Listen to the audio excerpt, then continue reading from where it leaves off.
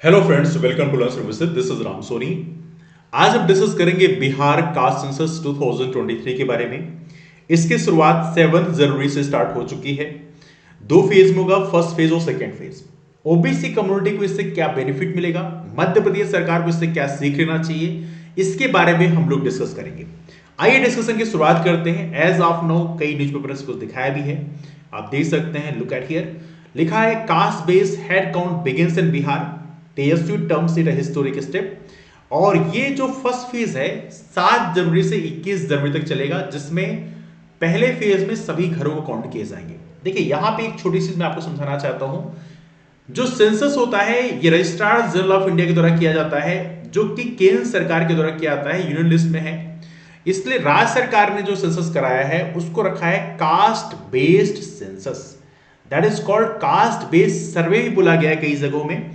तो यहां पर राज्य सरकार सेंसस नहीं करा रही, राज्य सरकार जो है कास्ट बेस्ड सर्वे करा रही है।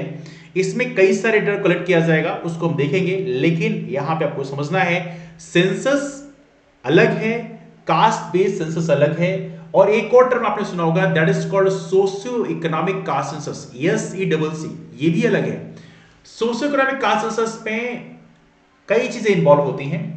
असल में जो हमारा सेंसस हुआ है 2001 तक, जो सेंसस हुए हैं 2001 या उससे पहले जो सेंसस हुए हैं, उसमें केवल और केवल हमारे देश में जो बेसिक डेटा है वो कलेक्ट किया जाते थे। जैसे आपका रिलीजन, जैसे आपने देखा होगा हिंदू रिलीजन का परसेंटेज बताया जाता है, मुस्लिम कितने परसेंटेज से बताया जाता है, मेल और फीमेल का क्या रेशियो बताया जाता है। इसके अलावा कौन से राज्य में क्या पॉपुलेशन डेंसिटी है वो भी बताया जाता है आपको। ये सारे डेटा कलेक्ट किए आते हैं। लेकिन असल में कास्ट का भी डेटा कलेक्ट किया आता है, लेकिन दो कास्ट का डेटा सिर्फ कलेक्ट किया आता है, वो है शेड्यूल कास्ट और शेड्यूल ट्राइब। ये दो कम्युनिटीज हैं, सिर्फ और सिर्फ इनके डेटा कलेक्ट किए थे, इनका परसेंटेज बताया जाता था। क्योंकि हमारे देश का जो संविधान है उसमें लिखा है कि शेड्यूल कास्ट और शेड्यूल ट्राइब को उनके पॉपुलेशन के आधार पर रिजर्वेशन मिलना चाहिए। हालांकि केंद्र सरकार ने उसमें रेस तो नहीं किया फिलहाल, क्योंकि हमारे यदि केंद्र में आप देखोगे तो हमारे केंद्र में शेड्यूल कास्ट का जो परसेंटेज है वो एज ऑफ नो 16% पार कर रहा है। लेकिन शेड्यूल कास्ट को जो आरक्षण दिया गया है वो मात्र 15% है। शेड्यूल ट्राइब की बात करें तो इनकी आबादी लगभग 8.5% पार कर रही है, लेकिन इनको जो रिजर्वेशन दिया गया है वो 7.5% है। तो यहां पर देखा जाए तो इनकी आबादी की गणना तो होती है, लेकिन जिस आधार पर रिजर्वेशन दिया जाना चाहिए, जो हमारे डॉक्यूमेंट्स में लिखा हुआ है प्रॉपर तरीके से कि पॉपुलेशन के आधार पर आरक्षण मिलना चाहिए, वो आरक्षण अभी रेज करने की पॉसिबिलिटी अभी है नहीं।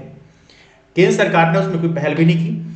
हालांकि यहां पर डॉक्टर अंबेडकर साहब का एक बहुत ही बढ़िया स्टेटमेंट मुझे याद आता है, जो मैंने पहले भी डिस्कस किया था। उन्होंने कहा था कि मैं नियम कितने भी अच्छे बना दूं, कितने भी अच्छे नियम बना दिए जाएं, यदि उसको इंप्लीमेंट करने वाला ईमानदारी नहीं दिखा रहा है तो फिर उसके इंप्लीमेंट होने में बहुत ज्यादा दिक्कतें आती हैं। और यही चीज हम प्रेजेंट कॉन्टेक्स्ट में देख रहे हैं। लेकिन 2011 में, 2001 तक तो ये था, 2011 में पहली बार सोशियो इकोनॉमिक कास्ट सेंसस कराया गया, जिसमें SC/ST के साथ में ओबीसी की भी जाति दर जनगणना कराएगी कि ओबीसी की आबादी कितनी है, इससे पता चल पाए। और दूसरी बात यह है कि यहां पर इकोनॉमिक डेटा को भी कलेक्ट किया जाए कि इकोनॉमिकल कंडीशन SC/ST ओबीसी की कितनी है, कैसी है, उसके हिसाब से बजट में उनके लिए प्रॉपर तरीके से स्कीम्स या अलोकेट किया सके, प्रॉपर फंडिंग दिया सके। तो ये चीजें उनके डेवलपमेंट के लिए, तो ये चीजें 2011 के सेंसस में कराएगी। लेकिन 2011 सेंसस में गवर्नमेंट ने ओबीसी के पॉपुलेशन को रिवील करने से मना कर दिया, बहुत सारे टेढ़े मेढ़े रीजन दिए। लेकिन at the end of the day हम जो कह सकते हैं उसका मतलब यह है कि उन्होंने socio economic caste census data को पब्लिक नहीं किया। 2011 के socio economic caste census data को भारत सरकार ने पब्लिक नहीं किया। 2021 में केंद्र सरकार ने ऑलरेडी बोल दिया है कि 2021 में वापस से हम लोग कास्ट सेंसस नहीं कराएंगे, मतलब ओबीसी की जनगणना कराने के मूल मूड में हम बिल्कुल नहीं है। हालांकि यहां पे भारत सरकार कहना यह है कि यदि ओबीसी की पॉपुलेशन का रियल में पता चल गया, अंदाजा लग गया, तो हो सकता है हमारे देश में जो पुरानी वाली पॉलिटिक्स है 1990s के अर्ली टाइम में मंडल वर्सेस कमंडल की पॉलिटिक्स थी, जिसमें कमंडल थोड़ा पीछे चला गया था, मंडल जो है काफी ज्यादा फ्रंट पे आ गया था। तो शायद वो पॉलिटिक्स दोबारा से स्टार्ट ना हो जाए, तो इसलिए उनका कहना यह है कि हम लोग कास्ट सेंसस नहीं कराना चाहते। That's what central government believes. ऐसा वो बोलते तो नहीं है, लेकिन उनके इनडायरेक्ट तरीके से जो उनके फीलिंग्स हैं वो ऐसे पता चलती हैं। The second thing I want to tell about that कि 2021 का जो सेंसस है वो एज ऑफ नो थोड़ा डिले कर दिया गया है। आप देख सकते हैं कोविड-19 के चलते, हालांकि उस पर एक सेपरेट वीडियो बनाऊंगा, इसमें सेंसस की पूरी हिस्ट्री डिस्कस किया जाएगा। लेकिन 2011 में जो सोशियो इकोनॉमिक कास्ट सेंसस किया था, ऐसा ही एक डेटा 1931 में कराया गया था ब्रिटिश गवर्नमेंट के द्वारा, वो भी कहलाता था सोशियो इकोनॉमिक कास्ट सेंसस। उसमें भी हर एक कम्युनिटीज का पॉपुलेशन काउंट किया गया था, उसके साथ में ओबीसी की आबादी भी काउंट की गई थी। आपको समझना है ओबीसी की आबादी जो काउंट की गई थी उसमें वो आबादी कितनी थी, उसके हिसाब से 52% है। 1931 सेंसस के हिसाब से ओबीसी की आबादी देश से 52% है। हालांकि 1947 के बाद देश दो टुकड़े में डिवाइड हो गया, मुस्लिम का बहुत बड़ा पॉपुलेशन पाकिस्तान में चला गया।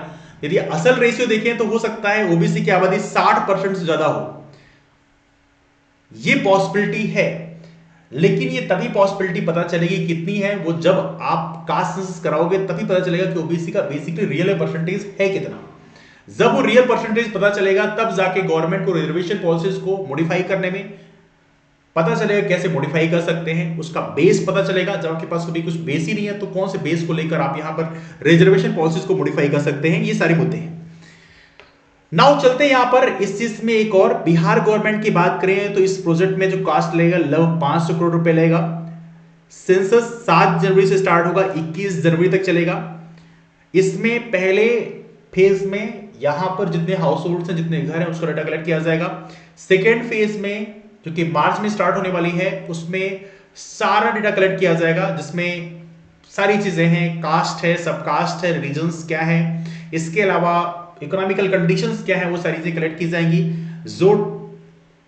जो कास्ट सेंसस कलेक्ट करने वाले जो वर्कर्स हैं उनकी ट्रेनिंग ऑलरेडी 15 दिसंबर को हो चुकी है, जिसमें उन्हें सारी चीजों के बारे में ट्रेन किया गया है, कैसे रिकॉर्ड्स इंफॉर्मेशन को रिकॉर्ड करना है। लास्ट वन, इससे बोला गया है कि 8 लेवल सर्वे किया जाएगा, जिससे पंचायत से लेकर डिस्ट्रिक्ट लेवल तक डेटा कलेक्ट किए जाएंगे, है ना। ये भी काफी इंपॉर्टेंट है, हर एक फेज का आपके पास डेटा रहेगा कि कौन सी पंचायत लेवल पे क्या पॉपुलेशन परसेंटेज है, रेशियो है, डिस्ट्रिक्ट लेवल पे क्या रेशियो है, वो सारे डेटा आपके पास में रहेंगे। ऐप के माध्यम से ऐप में आपको डेटा फीड करना पड़ेगा, जिसमें कास्ट है, फैमिली में कितने मेंबर्स हैं, प्रोफेशंस क्या है, कौन सा प्रोफेशन आप फॉलो करते हैं, आपकी एनुअल इनकम क्या है, ये सारा डेटा आपके पास में रहेगा। तो ये भी हमें पता चल पाएगा कि हमारे अलग अलग ग्रुप में एससी में जो पर कैपिटा इनकम कितनी है, एसटी पर कैपिटा इनकम कितनी है, ओबीसी पर कैपिटा इनकम कितनी है, ये सारा डाटा हमारे पास रहेगा। तो जो भी पॉलिसीज हम बनाएंगे उस हिसाब से हम उसको मॉडिफाई कर सकते हैं।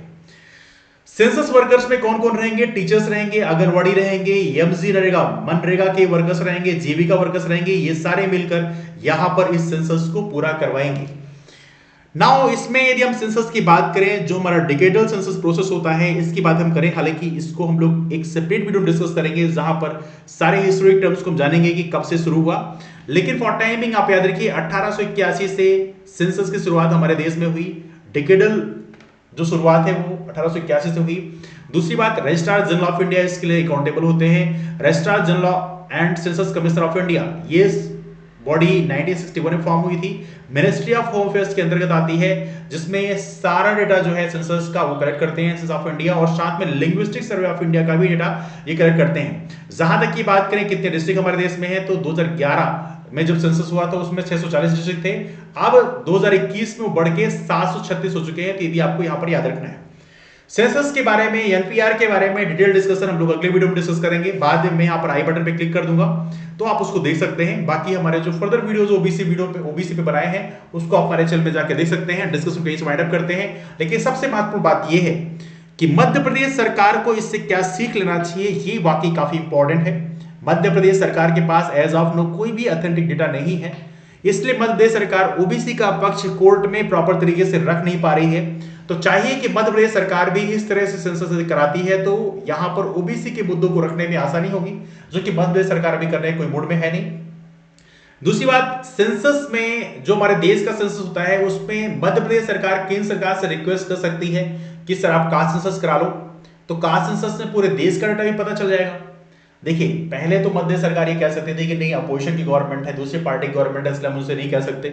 लेकिन अब तो दोनों ही पार्टियां सेम है, तो मध्य प्रदेश सरकार के पास बुराई करने का कोई भी अब रीजन नहीं है कि नहीं हम ये इसलिए नहीं कर पा रहे हैं, ऐसा नहीं कर पा रहे हैं। एक्सक्यूजेस लेने का उनके पास अब कोई रीजन नहीं है। तो देखा है तो मध्य प्रदेश सरकार कायदे से यहाँ पर इस तरह सेंसस करा सकती है और इस डेटा को हाई कोर्ट के सामने रखकर अपने मुद्दों को मजबूत बना सकती है। ये मेरे ओपिनियन है, आपके ओपिनियन क्या है आप नीचे कमेंट में बता सकते हैं। इसके अलावा हमारे जो फ्रेंड्स हमसे जुड़ना चाहते हैं, बीपीएससी की तैयारी करना चाहते हैं, तो हमारा टेलीग्राम ग्रुप को फॉलो कर सकते हैं, रामसोनी एमपीपीएससी। वहां पर सभी मेरी क्लासेस की लिंक शेयर की आती है, उसके बाद भी हमसे जुड़ सकते हैं। डिस्कशन कहीं वाइंड अप करते हैं, मुलाकात करते हैं फिर, तब तक के bye bye, take care, have a wonderful day, keep moving forward and take care.